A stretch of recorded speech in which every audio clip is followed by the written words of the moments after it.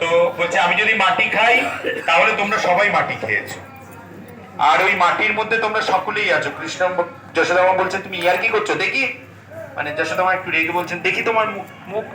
কৃষ্ণ মুখ খুললেন আর যশোদামা নিজেকেও তার মুখে দেখতে পারলেন। আর শুধু নিজেকে না, কাকে দেখলেন? সারা ব্রহ্মাণ্ড, সারা বিশ্বকে দেখতে পারলেন। এই বিশ্ব ব্রহ্মাণ্ডকে তিনি দর্শন করলেন। আর দর্শন করে কৃষ্ণের মুখে এই বিশ্ব ব্রহ্মাণ্ড, এই দেখে মা যশোদা সম্পূর্ণরূপে এখানে অজ্ঞান হয়ে গেল। আর কৃষ্ণের মাথায় হাত। আরে আমি মা যশোদাকে তো এটা দেখাতে চাইনি। মা যশোদা আমার ঐশ্বর্য দেখছে, সারা ব্রহ্মাণ্ডকে দেখছেন। আর এই বৃন্দাবন হচ্ছে মাধুর্য রীতি, এই মাধুর্য প্রেম এখানে অবস্থান করে। তা আমি এই মাধুর্য প্রেমকে এখানে কেন সম্পূর্ণরূপে নষ্ট হয়ে যাচ্ছেন? তখন যোগমায়াকে কৃষ্ণ নির্দেশ দিলেন এই মা যশোদাকে আবার স্থিতি ফিরিয়ে দাও। মা যশোদা আবার স্থিতি ফিরে আসলেন, বললেন কৃষ্ণ কি তুমি নাকি মাটি খেয়েছো, চলো আমি তোমাকে স্নান করাই। এই ব্রহ্মাণ্ড ঘাটে কৃষ্ণকে স্নান করালেন সম্পূর্ণরূপে, মা যশোদা পরিষ্কার করলেন সম্পূর্ণরূপে। এই যে সারা ব্রহ্মাণ্ডকে মা যশোদা যে এখানে দর্শন করলেন কৃষ্ণের মুখে, আপনারা দেখেছেন সেই ছবি। আর দেখুন আজকে আমরা সেখানেই বসে আছি। কত কৃপা না থাকলে এখানে এই সব স্থানে আমরা আসতে পারি না। তো এখানে যমুনা, স্বয়ং যমুনা রয়েছে। তো এখানে এই যমুনাতে শিল প্রভুপাদ যখন ব্রহ্মাণ্ড ঘাটে আসতেন, এই যমুনাতে তিনি সে স্নান করতেন, মাথায় জল নিতেন। তো আমরা এখানে যেহেতু এখানে ভালো মায়েদের জন্য বিশেষ করে বা প্রভুজিতে ভালো চেঞ্জের জায়গা নেই, তাই আমরা এখানে স্নানের কথা বলিনি। জল আনবে যমুনার থেকে, জল আপনারা যদি একান্তই স্নান করতে হয় তাহলে আপনারা শেষের দিনে, তো লাস্ট দিন সময় আছে, তাহলে আপনারা গ্রুপ করে নিয়ে মন্দিরে, আমাদের হোটেলের পাশেই যমুনার ঘাট আছে, ওখানে আপনারা স্নান করে নিন। এখানে আগে আমরা বলেছিলাম, কিন্তু আমি দেখছি যে খুব অসুবিধা হয় মায়েদের চেঞ্জ করতে, চেঞ্জের কোনো ভালো জায়গা নেই, তার জন্য আমি বলিনি এখানে স্নানের জন্য।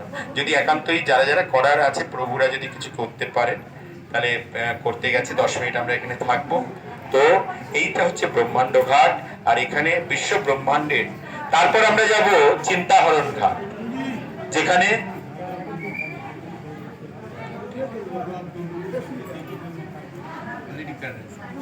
তো এরপর আমরা যাব চিন্তাহরণ ঘাট। চিন্তাহরণ ঘাটে ভগবান এর জন্য এখানে অনেক অসুররা আসতো, তো প্রচুর অসুররা।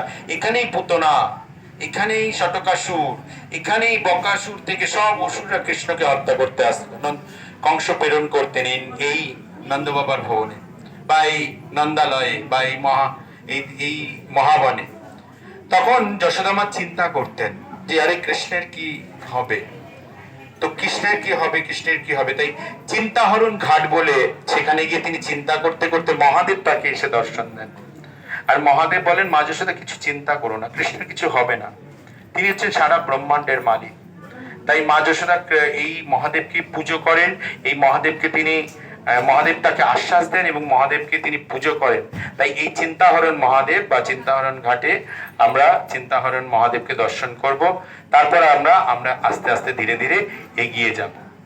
বিশেষ সকলকে অনুরোধ যে আপনারা আপনাদের যে আমাদের সম্পূর্ণরূপে দর্শনগুলো যেগুলো হচ্ছে সেগুলো আপনারা একসাথে থাকুন। কোনো কোনো সময় দেখছি এখানে কেনাকাটা, এখানে কেনাকাটা, ঠিক আছে, কিন্তু আপনারা কারো সময় অপচয় করবেন না। একসাথে আমরা থাকলে পরে তাহলে আমরা সব দর্শনগুলো, কালকে আমরা যেহেতু কারণটা অন্য ছিল, আমরা অনেকগুলো একটা দুটো দর্শন আমরা ছাড়তে হলো বৃষ্টির কারণে। তাই আজকে সম্পূর্ণ দর্শন আমরা করতে চাই কিনা? হ্যাঁ কিনা? হ্যাঁ কিনা? তাই আমাদের এরপরে আমরা যেখানে যাব সেখানে আমাদের প্রসাদ হবে, দুপুরের প্রসাদ পেয়ে আমরা আবার ওখান থেকে ধীরে ধীরে দর্শনে যাব। তাই সবাই মিলে যদি যান, আমি না করব না, কিন্তু আস্তে আস্তে যাবেন, খুব আস্তে আস্তে যাবেন। আর কেউ যদি জল এনে মাথায় দেয়, যাওয়ার দরকার নেই, এখানেই থাকুন।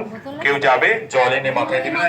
একান্তই যদি যেতে চান, যারা যেতে যাবে খুব আস্তে আস্তে যাবেন। পেছল আছে, বৃষ্টি হয়েছে, যমুনা উঠাল আছে।